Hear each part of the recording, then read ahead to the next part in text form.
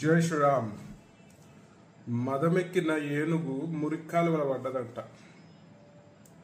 ఆ తరంగా ఉంది మన ఎస్ఎస్ రాజమౌళి కథ. ఇవాళ ఎంతోమంది ఎస్ఎస్ రాజమౌళిని ఒక అద్భుతమైన డైరెక్టర్ అని చెప్పి అందరూ కూడా అభిమానిస్తారు. కానీ మొన్న ఒక స్టేట్మెంట్ తోటి ఇవాళ హిందూ సమాజంలో ఒక తీవ్రమైన వ్యతిరేకత వచ్చింది.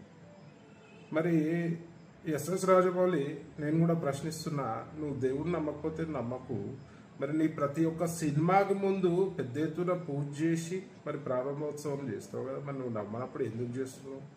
ఆల్రెడీ అందరు విమర్శిస్తున్నారు, దేవుని కథలతోటి నువ్వు అడగోళ్ళు డబ్బులు సంపాదించినావు అని చెప్పి. మరి వాస్తవమే కదా. మరి ఈ హిందూ సమాజం నీ యొక్క సినిమాలను చూడకపోతే ఓన్లీ నాస్తిక కుక్కలతోటే నువ్వు సినిమా చెయ్యి, ఓన్లీ నాస్తిక కుక్కలనే అలౌ చేయి నీ సినిమాలకి.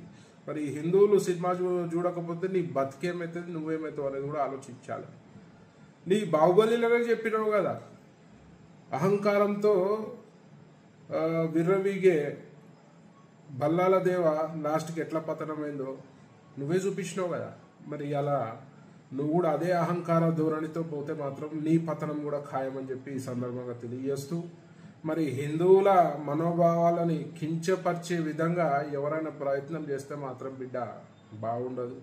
మరి దానికి చాలా రకాలుగా నువ్వు సమస్యను ఎదుర్కోవాల్సి వస్తుందని చెప్పి సందర్భంగా తెలియజేస్తూ, మరి వెంటనే నువ్వు హిందూ సమాజానికి క్షమాపణ చెప్పాల్సిన తరుణం ఇది. లేదంటే నువ్వు ఒక హిందూ ద్రోహిగా విద్రోహిగా ఈ సమాజంలో మిగిలిపోతావు.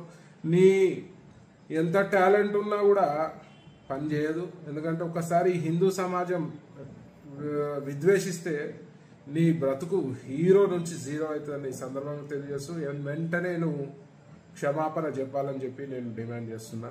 జై శ్రీరామ్.